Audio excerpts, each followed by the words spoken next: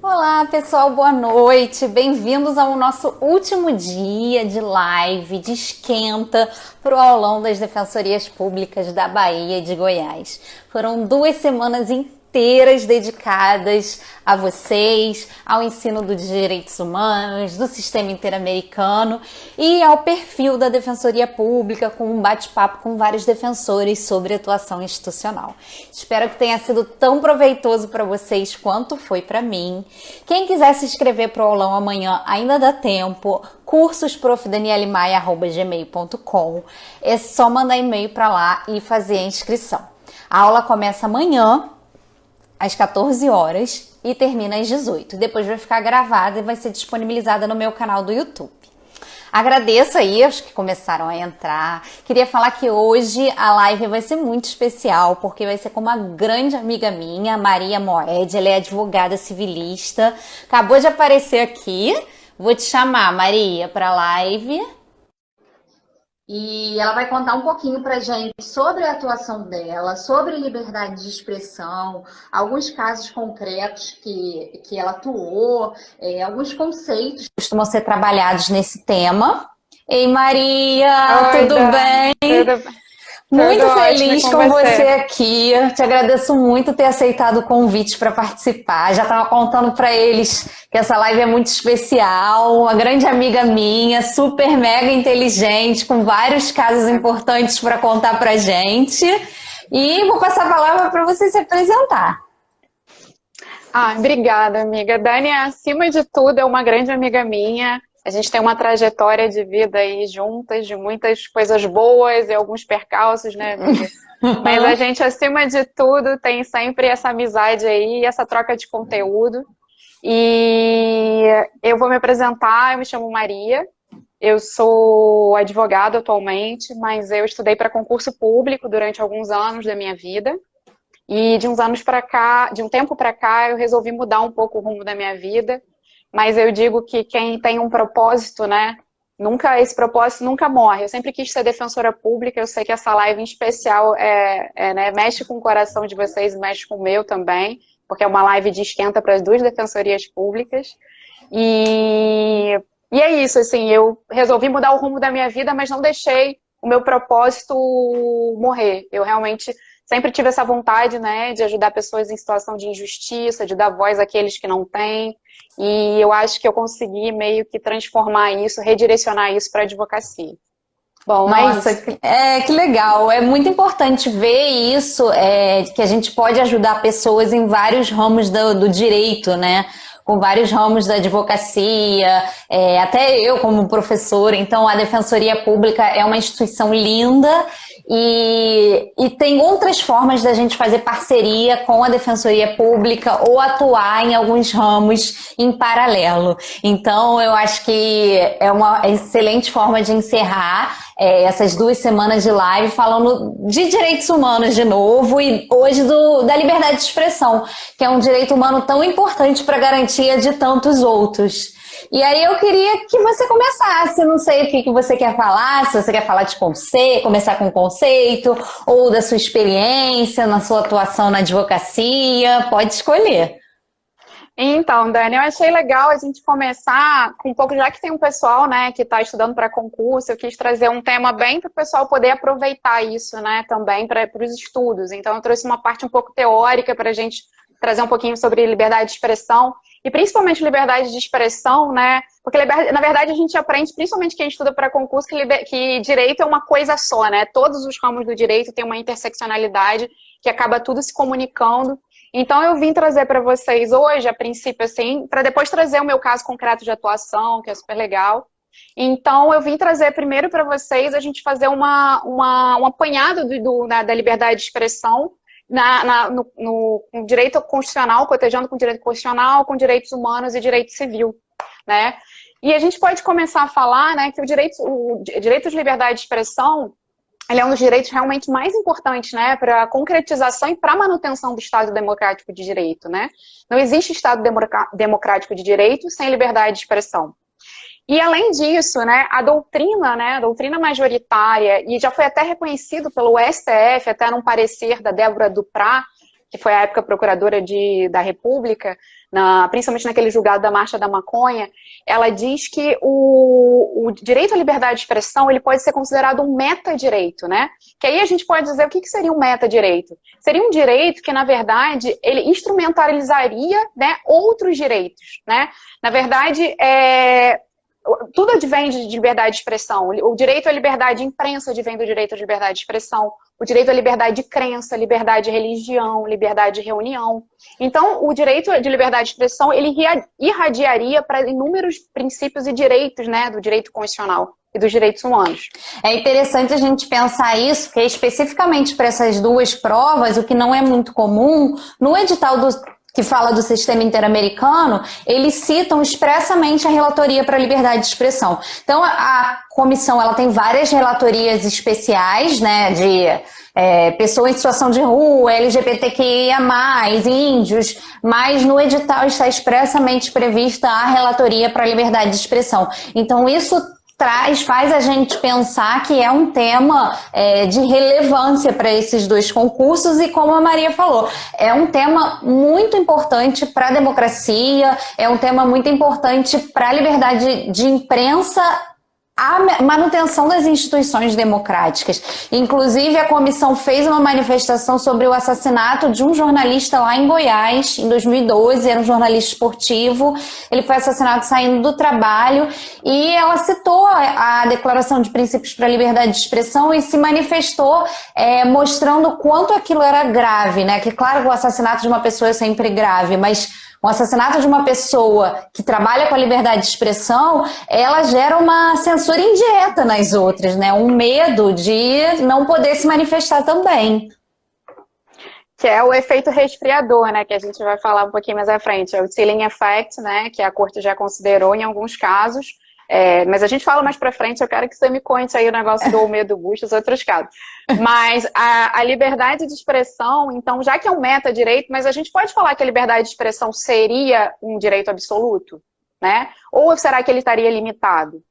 E aí a gente, né, pode trazer que, na verdade, a doutrina, tanto a doutrina, né, de direito constitucionalista, de direitos fundamentais, como a doutrina de direitos humanos, eles consideram que os direitos fundamentais e humanos são relativos, né, que podem sim sofrer limitações, com exceção de alguns direitos que há um certo consenso, que é o direito de não ser torturado, o direito de não ser escravizado, o direito de não ser associado compulsoriamente e o direito de não ser extraditado.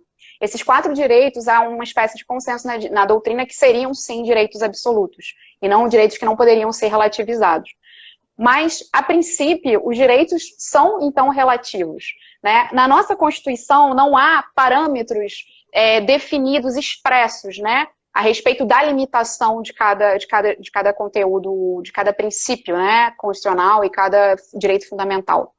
Mas o nosso ordenamento brasileiro, ele tem se utilizado, né, da teoria externa dos direitos fundamentais, que é uma teoria de Robert Alexis, em que ele entende que a gente não tem um conflito interno entre o conteúdo do direito e a sua limitação.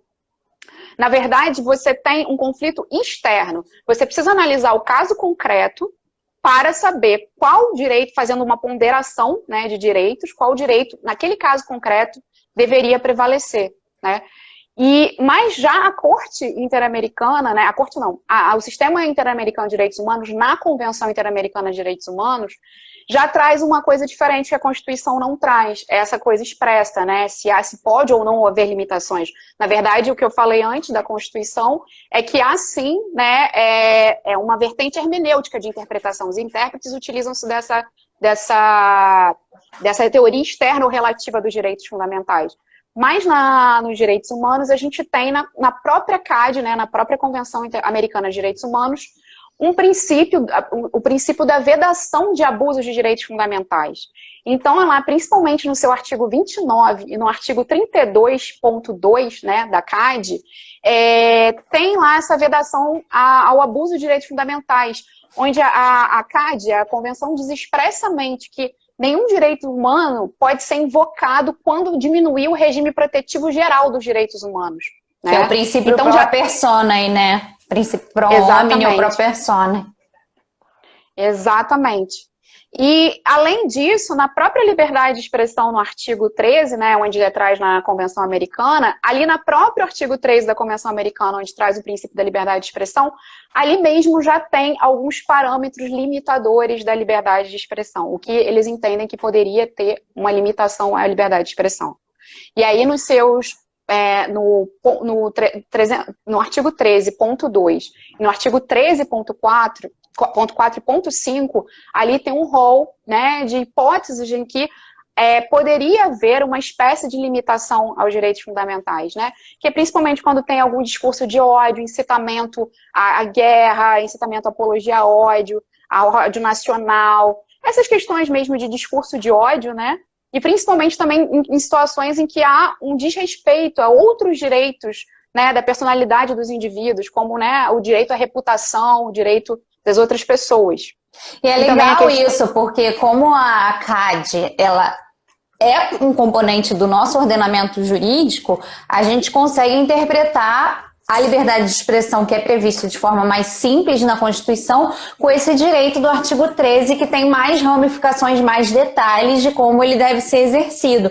E a Corte, ela costuma falar também que o exercício da liberdade de expressão, ele é duplo, é um direito duplo, que é o meu direito individual de me manifestar, de manifestar a minha opinião, o meu pensamento, claro, em respeito aos direitos dos demais, mas ele também é um direito social, ele é um direito do outro, ele é o direito de vocês que estão aí assistindo de ouvir tudo aquilo que eu tenho para dizer, ou não ouvir, caso não queiram, mas é um direito duplo, é um direito que abrange a dimensão individual de dizer e é um direito social que abrange a liberdade do outro de ouvir o que os outros têm a dizer, e aí de forma escrita, de forma oral, de forma fotográfica, de uma forma que seja, né? Exatamente isso. E isso foi bem reconhecido no caso o Medo Bustos, né? Em que você quer contar? Conta aí o que é o Medo Bustos. E assim, eu pensando, Dani. Pode falar. Desculpa. Não, eu pensando nesse caso, o Medo Bustos, no Brasil a gente passou por uma coisa um pouco semelhante, agora com essa questão do especial de fim de ano da Porta dos Fundos. Onde, que no Medo Bustos, que ele é apelidado de A Última Tentação de Cristo, porque os casos da corte, às vezes, eles recebem esses apelidos, né, para simbolizar o fato que gerou o caso chegar lá. Então, nesse caso, esse filme A Última Tentação de Cristo foi proibido de ser veiculado lá no Chile, por conta de uma pressão religiosa e tudo mais. Então, ele foi proibido com fundamento de um artigo da Constituição chilena. Então, depois esse caso acabou chegando na corte, porque as partes não conseguiram resolver em âmbito interno, e a corte disse que isso não poderia acontecer, que seria uma violação à liberdade de expressão, tanto da pessoa que fez o filme, quanto das outras pessoas que queriam assistir, e considerou que aquele artigo constitucional ele não era compatível com a Convenção Americana. Então, esse caso ele é emblemático por duas razões. Por todo esse paralelo da liberdade de expressão e por conta da Corte ter se manifestado contra um dispositivo constitucional, mostrando que, independente da hierarquia interna que aquele direito, que aquela legislação tenha, ela pode ser ou não compatível com a Convenção Americana. E aí eu concordo com a Maria, né? É muito similar ao que a gente teve no caso do Porta dos Fundos. A diferença é que a gente não chegou a tanto. O STF permitiu a veiculação do especial, mesmo com toda a pressão que sofreu. Então, é para isso que serve o controle de convencionalidade, a jurisprudência da Corte enquanto paradigma que opera os seus efeitos para os outros países de forma interpretativa, porque a gente não precisou sentar no banco dos réus nesse caso. A gente já espelhado no que aconteceu, já decidiu de forma diferente. O caso da biografia não autorizada também, né? A ADI. Isso. E a gente sabe, né, como a gente já tinha falado lá, que você falou, do efeito resfriador também, né, dessa questão da liberdade de expressão, que algumas leis, né, de alguns países, né, que principalmente punem, né, condutas ligadas à liberdade de expressão, principalmente quando está ligado a crimes contra a honra de funcionários públicos, crime de desacato, crime de contra a honra. Em alguns casos, isso acaba criando uma autocensura, né, para aquela pessoa que ela deixa de se pronunciar, deixa de manifestar sua opinião com receio de uma censura. Então, ela já se autocensura. Esse é o efeito resfriador, né, que a corte traz, chamado, também conhecido como chilling effect. E ele é muito relevante porque, de fato, você observa que quando existe uma censura a um veículo, a uma pessoa, ou uma ameaça à vida, ou um assassinato, como foi esse que ocorreu em Goiás, isso gera efeitos nas outras pessoas, um receio, um medo de se manifestar e vir a sofrer a mesma represália. Então é esse o efeito resfriador que a Maria está falando, e ele acontece mesmo, ele acontece na prática, né? Sim, verdade. E aí, Dani, eu parando para, né, fazer um estudo para a gente conversar, a gente foi analisar os Estados Unidos, analisar as diferentes formas de como é a liberdade de expressão tratada ao redor do mundo, né? E nos Estados Unidos, a liberdade de expressão é quase um direito absoluto. A liberdade de expressão, ela está lá como um dos primeiros direitos lá da Constituição Americana, da primeira emenda, e realmente os Estados Unidos, eles entendem que deve ser aplicada uma ideia de mercado de ideias. Então, o discurso deve ser livre, né? Não tendo nenhum tipo de censura ou qualquer coisa nesse sentido. Mesmo que o discurso não seja um discurso, às vezes até um pouco odioso, eles permitem. Para a construção, né, do discurso, eles permitem. Então, há essa ideia de mercado de ideias. E nos Estados Unidos, há essa ideia da liberdade de expressão como um direito preferencial em relação aos outros, né? E no Brasil, há uma corrente, principalmente encabeçada por constitucionalistas, né, que eu posso dizer, principalmente encabeçada pelo ministro Luiz Roberto Barroso, que ele vem com essa ideia também do direito de liberdade de expressão como um direito preferencial em relação aos outros direitos, né? Essa expressão meta-direito, né, que você usou no início. E principalmente você vê naquele caso que você já até mencionou, das biografias não autorizadas, né? Que, na verdade, o STF, ele decidiu que não é necessário a autorização nem do biografado e nem da família do biografado para ter uma biografia a seu respeito, né? Isso aí você já vê uma posição um pouco preferencial da liberdade de expressão em relação a outros direitos, como o direito da intimidade, né? Direito à privacidade, direito próprio da dignidade.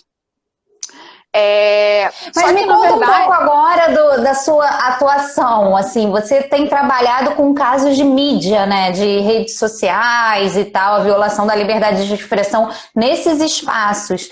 O que você observa da nossa legislação? É protetiva, não é? É eficaz, é falha? Então, na verdade, a nossa legislação, a gente fica muito, por a gente tratar de princípios, normalmente, né, a gente trata a gente tem as correntes, né, como eu falei, a corrente constitucionalista mais do país tem adotado essa questão da posição preferencial da liberdade de expressão. Mas tem uma corrente civilista, que é a qual eu me filio, né, que é até um enunciado do CJF bastante importante, que fala, o enunciado 613 da 8ª Jornada de Direito Civil, né, do CJF, ele diz que liberdade de expressão não é um direito preferencial. Ele deve ser cotejado, sim, com outros direitos. O nosso poder constituinte, ele não decretou nenhum direito como um direito preferencial no país. E eu até digo, se tiver algum direito, eu entendo que esse direito seja a dignidade da pessoa humana, né? Por ser fundamento da República, né? Exatamente. Além de ser um direito fundamental, é um dos fundamentos da República, né? E também considera um supraprincípio, que deve irradiar sobre todos os outros princípios. Então, assim, o que a gente tem visto há uma grande ainda, uma jurisprudência muito, vamos dizer assim, protetiva realmente à liberdade de expressão, que é importante, obviamente, né? A liberdade de expressão é um dos mais importantes, mas a questão a gente tem visto isso, principalmente agora trazendo um pouco para a minha esfera de trabalho, a questão da liberdade de expressão utilizada nas redes sociais, né? A liberdade de expressão nas redes sociais, ela está sendo um pouco confundida, porque a liberdade de expressão nas redes sociais, eu trabalho principalmente, né, com essa questão que eu tenho feito uma análise, até um estudo, eu preparei até um pré-projeto de mestrado e tal, pretendo seguir, né, estudando sobre isso, sobre essa questão da cultura do cancelamento e o discurso de ódio nas redes sociais, né, porque nas redes sociais acaba que as pessoas, por conta dessa proteção do anonimato, né, as pessoas acham, né, conjecturam que estão ali protegidas por uma tela de computador, estão protegidas por uma tela de smartphone, então que não vão ser identificadas. Então as pessoas utilizam da sua liberdade de expressão como um salvo-conduto ou um escudo para praticar atos abusivos, né, na internet. E isso, vamos dizer assim, a nossa legislação atual do país, né, que é a legislação que, na verdade, regulamenta essa questão da internet, é o Marco Civil da Internet, né? E o Marco Civil da Internet, ele já começou obsoleto. Ele já foi, em 2014, quando ele entrou, ele já veio engessar uma coisa que o STJ já estava decidindo favorável, né, para proteger os usuários de internet, para proteger pessoas que teriam violação a direito de liberdade de expressão na internet. E aí, ele veio ainda engessar isso. O Marco Civil da Internet, ele é bastante protetor para vamos dizer, esses conglomerados de redes sociais, né? Porque, por exemplo, você não consegue, você sofre um ataque. Porque, assim, vou falar um pouquinho sobre cultura do cancelamento antes, que é o meu escopo de trabalho. Cultura do cancelamento, né, é um termo muito novo que está sendo discutido, e a gente pode dizer que a cultura do cancelamento começou principalmente na internet, e é uma justiça social que as pessoas começam a fazer na internet quando alguém sai do comportamento que eles consideram razoável, um comportamento que eles consideram que não é razoável. Foge um pouco do padrão, né? Isso. Social aceitável, vamos dizer assim, razoável. Social aceitável. E aí, até então, Dani, a cultura do cancelamento começou como um cyberativismo e começou como uma coisa positiva. Começou principalmente com aquela hashtag MeToo, onde milhões de mulheres conseguiram, né, denunciar assédios, crimes cometidos contra elas. E até ali estava num cyberativismo legal.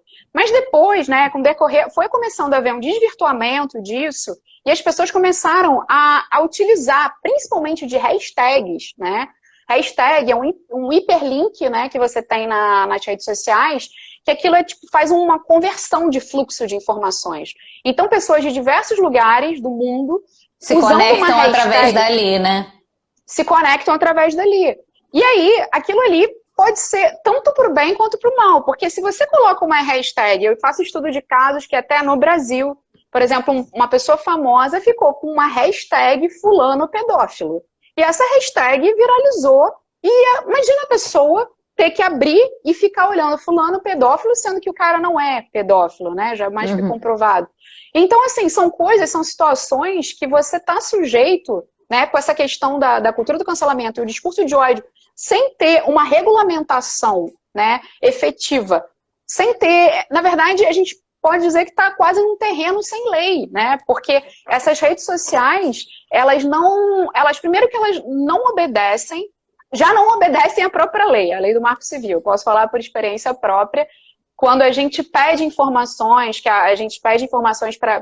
para as redes sociais, até mesmo agora o caso da Marielle, foi uma grande vitória. O MP do Rio querendo informações contra o Google, querendo informações sobre quem entrou, pesquisou determinadas coisas e tal, querendo os IPs. O Google levou até o STJ dizendo que não poderia, que eram informações privadas e tal, tudo bem. Só que aí o que acontece? O STJ, pela primeira vez, agora começou a dizer, não, as redes sociais, se elas têm acesso a todas as informações para divulgar isso para terceiros, né, para a questão de propaganda, arrecadar todas essas informações, elas também têm que fornecer isso para processos judiciais. Porque acaba que elas acabam colocando, Dani, que é uma questão a gente tem uma hipossuficiência tecnológica em relação a elas. Porque eles dominam, né? Eles criaram aquilo ali. Então eles chegam simplesmente com respostas do tipo, a gente não tem capacidade tecnológica para fazer isso que vocês estão pedindo, né, num processo, eventualmente. Você pede uma tutela antecipada e eles respondem exatamente isso. E aí o judiciário, que não tem esse know-how, né, tecnológico... Aceita. E ninguém tem, na verdade, né? Então você vai ter que esperar fazer uma perícia, você vai ter que para ver se realmente o que ela está falando é verdade ou não. Então elas ficam meio com domínio, elas sabem, o processo acontece ao bel prazer delas, né? Tudo acontece ao bel prazer das redes sociais. E você está falando de um ponto, mas eu já tinha pensado por outro lado, a questão do fechamento das redes, né? O que aconteceu com o Trump, de ter perdido o Twitter, sem entrar no mérito do que ele fez ou deixou de fazer, mas a questão é que a perda de uma conta que ela serve para eleger um presidente, ela serve para trabalho, ela tem uma questão monetária muito forte, uma questão de influência ideológica, e você encerra aquela conta sem direito a qualquer tipo de recurso, sem saber exatamente quais são os parâmetros de encerramento, sem saber por quanto tempo você perde, se é para sempre, se não é, como é que recorre a quem, e você perde aquelas informações até de cunho científico. Eu que trabalho muito com pesquisa, se eu estivesse trabalhando com democracia nos Estados Unidos e quisesse ter acesso à conta do Trump para fins de pesquisa mesmo, avaliar os tweets feitos e tal, eu não teria como, porque ela foi desativada, ninguém tem mais acesso ao que está ali. Então, é muito grave esse poder das redes sociais, né? A liberdade de expressão sendo desvirtuada em vários sentidos, e aí você está lidando com uma empresa que você não tem domínio, o Estado não tem domínio sobre ela e nem ingerência. Então é um assunto muito delicado. Sim, e além disso, as próprias redes sociais, né, elas têm a tal da autorregulamentação dela regulada, né? Que são aqueles termos e condições que a gente, quando a gente vai entrar numa rede social, a gente bota ali, aceito, e na verdade você está aceitando uma porção de coisa, né? E ali, se você for procurar os termos e condições, a política de uso e tal, aquilo tudo, na verdade, a gente está tratando de um contrato eletrônico de adesão, né? E o STJ já também assentou que as relações dos usuários de internet com as redes sociais, aplica-se o CDC. Embora seja uma relação gratuita, não seja uma relação, há uma questão de comercialização de dados, há um marketing cruzado, que as redes pegam os seus dados e transformam isso para outras pessoas, para fornecedores. Então, e a vulnerabilidade também do consumidor. E a vulnerabilidade, exatamente. E aí essas redes sociais, elas ficam exatamente com esse poder elas têm esse poder-dever de autotutela, porque bem ou mal você tem lá um mecanismo interno que são essa autorregulamentação, e eles têm lá a política de usos. Proibido, discurso de ódio, proibido, uma porção de coisa. Mas vai lá e vai fazer uma denúncia para ver se eles vão tirar.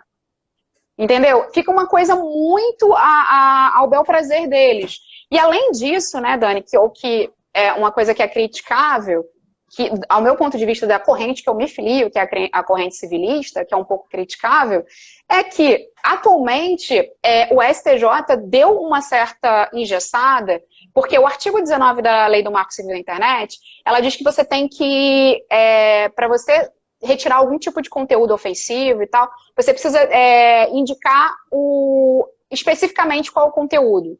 Tudo bem. Aí o STJ... E o IP também, não é?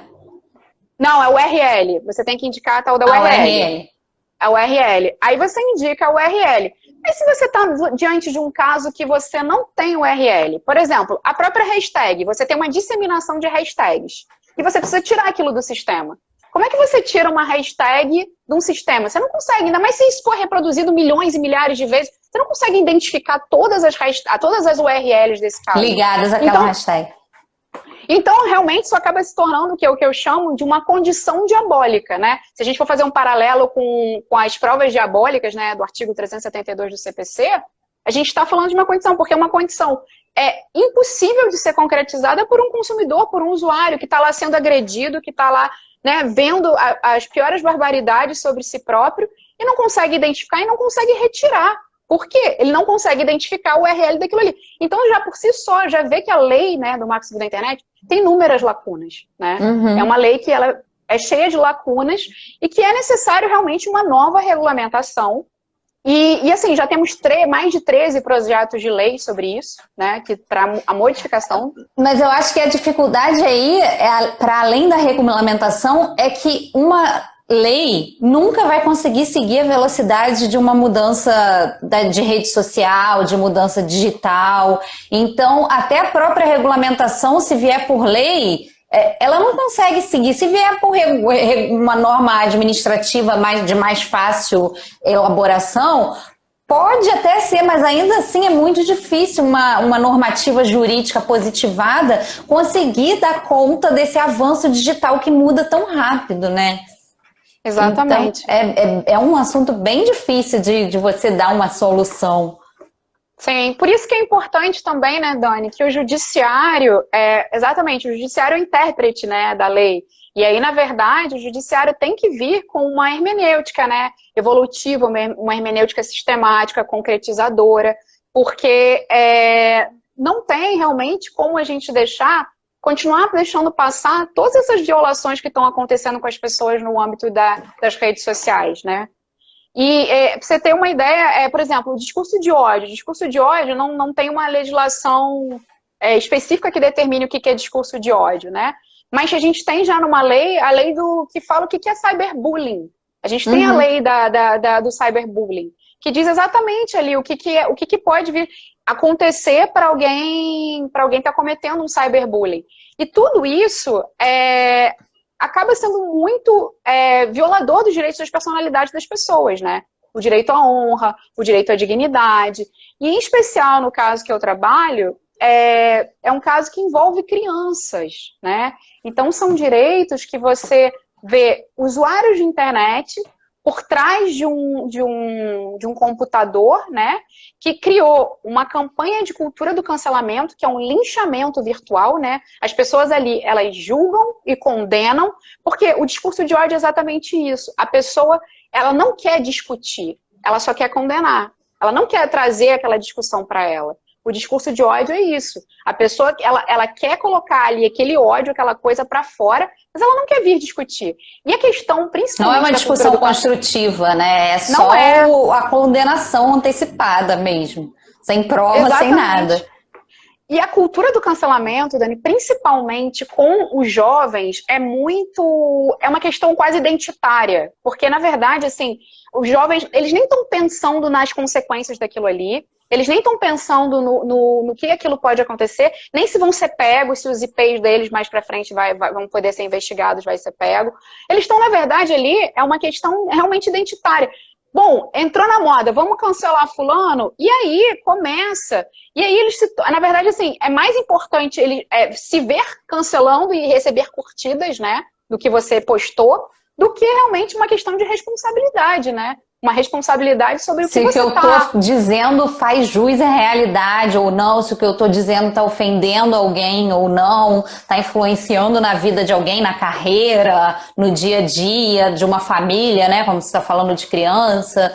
E cada vez mais comum isso de criança, porque você vê que no início é só fofinho, a criança fofinha, aí posta foto, aí viraliza e acaba crescendo, mas aí depois, quando acontece um problema desse, é muito mais grave, né? Porque uma criança com uma personalidade jurídica em formação, o quanto que isso pode afetar no futuro aquela criança?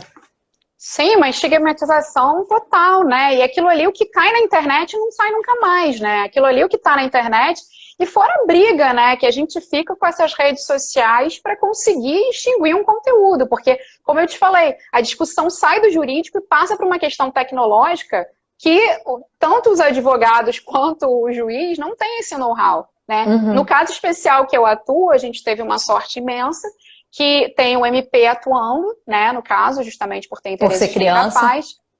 E o MP, também querendo entender isso, né, mandou o nosso processo para uma perícia técnica do MP de informática, né, e até o nosso caso foi para o Comitê Gestor de Internet, né, do Brasil, porque para perguntar os pedidos que a gente fez na nossa petição de tutela antecipada, se eles eram factíveis, porque as redes sociais sempre vêm com aquele argumento. Não é possível, tecnicamente. E aí você pensa, né? Então eles criaram uma plataforma, né, social que eles não têm ingerência sobre, sabe? É uma coisa que... Há uma conivência, né? Há uma conivência. E é interessante isso, o despreparo do julgador Porque você pensa, o julgador é o que tinha que estar mais preparado para julgar aquela demanda, mas se ele não entende nada, se você pensar num juiz mais idoso, né, até chegar a desembargador, isso chega num tribunal de justiça, vai para o STJ, são pessoas mais velhas, naturalmente, porque precisam passar por uma experiência para exercer aquela função pública, aquele cargo. Imagina julgar uma coisa assim que você sequer entende. Quanto mais saber, primeiro entender para depois saber quem tem razão, mas primeiro você precisa entender e eles sequer entendem do que se trata. Sim, e exatamente, eu busquei então, exatamente pensando nisso, eu busquei na minha petição ser mais didática possível, explicando o que é a cultura do cancelamento, o que é uma hashtag, porque realmente você está trazendo um tema muito novo e que precisa de uma resposta do judiciário. E o judiciário, como eu falei, vamos dizer até 2019, 2018, ele estava sendo bastante leniente com a questão das redes sociais, assim, bastante, vamos dizer, contrária ao direito do consumidor e os usuários de internet que estavam tendo seus direitos violados. Mas agora, atualmente, começou uma jurisprudência desde 2020, que eu acho que, deu um estalo, começaram a compreender melhor. Eu acho que aquele filme foi muito importante, aquela série da Netflix, né? Uhum. Como é que é o nome? O Dilema das Redes. Isso. O Dilema das Redes. Que aí as pessoas, conseguiram compreender um pouco, Do na que verdade, se trata. E quem que toma conta de quem, Tipo assim, a gente é o tempo todo monitorado, a gente é o tempo todo e acaba vendo que nós somos os grandes vulneráveis realmente em relação às redes sociais, né? Uhum. E a nossa lei do artigo 19 do Marco Civil da Internet, ele, na verdade, ele acaba trazendo uma certa irresponsabilização das redes sociais. Porque, na verdade, ele diz que ele não é responsável pelo conteúdo de terceiro, né? O artigo 19 e é interessante diz isso. porque você trouxe a questão do consumidor e, no caso, a gente não paga, pela rede, no geral. Mas é interessante aquela máxima que dizem que quando você não paga, então porque o produto é você. E é exatamente o que acontece. Exatamente. E esse é um dos fundamentos que foram utilizados pelo STJ para justamente considerar a aplicação do Código do Consumidor, por causa desse marketing cruzado, que o produto somos nós. Exatamente. E aqui, falando do George Orwell, 1984, e é bem isso mesmo, essa questão de você estar agora, sempre... Quantas pessoas pesquisam no computador uma roupa e você pega o celular, já aparece a propaganda da roupa no seu celular, tudo interconectado, você está usando o produto ali. Isso é verdade. Olha, então eu acho que a gente já pode se encaminhando para o final. Acho que a gente já falou bastante coisa aqui. O pessoal está resistindo. Queria agradecer o pessoal que ficou até agora assistindo a gente. Queria agradecer a Maria por ter trazido tanto conhecimento. Essa área que ela atua, que ela advoga, é realmente uma área muito nova, muito promissora, e ela tem sido brilhante na atuação dela. A gente não entrou em detalhes aqui de casos, mas a atuação dela tem sido muito rica, em termos de inovação de conteúdo, inovação do papel do advogado mesmo, de teses e tudo mais. Então só tenho a te parabenizar e te agradecer por ter vindo aqui falar com a gente um pouquinho do seu trabalho. Obrigada, amiga. Obrigada por tudo. Obrigada pela oportunidade também de conversar, de trazer um pouquinho do meu trabalho. E quem tiver interessado em conhecer um pouquinho mais, pode me procurar lá no meu Instagram. Gente, o Instagram dela vai ficar marcado na live salva, Então, vocês podem seguir para acompanhar um pouquinho mais sobre o trabalho dela com redes sociais, como advogar nessa área. Então, é só seguir ela lá e vai certamente ter muito conteúdo de qualidade. E lembrando, quase que eu esqueço, que ainda dá tempo de se inscrever para o aulão de amanhã, quem quiser, cursosprofdanielemaia@gmail.com. Estou esperando vocês amanhã às 14 horas. A aula vai ficar gravada, então se você não puder assistir ao vivo, você pode assistir depois. Se você quiser assistir ao vivo e depois também, vai ter material escrito. E eu vou tentar trazer tudo que a gente falou nessas 2 semanas de live, todas as pessoas que vieram, buscaram trazer conteúdos que fossem interessantes para quem vai fazer essas provas da Bahia e de Goiás. Então, tenho certeza que amanhã vai ser uma excelente aula também. Eu estou esperando vocês. E é isso, Maria. Se você quiser se despedir do pessoal. Ela é maravilhosa. Não percam, porque é imperdível. Então que venham outros encontros presencialmente, de preferência. Sem dúvida, amiga. Obrigada Um beijo. por tudo. Até a Beijo. próxima. Tchau. Até a próxima. Tchau.